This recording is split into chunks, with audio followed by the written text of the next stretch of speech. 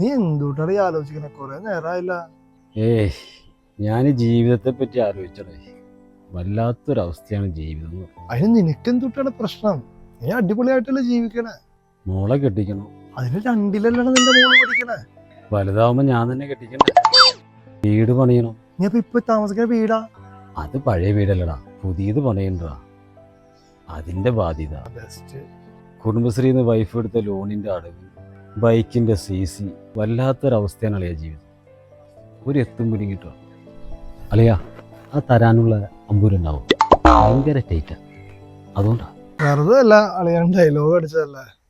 എന്നാ അളിയന്റെ കയ്യിൽ നിന്ന് മേടിച്ച 50 രൂപ.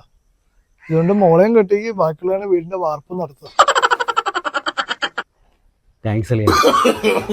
No, no, no, no.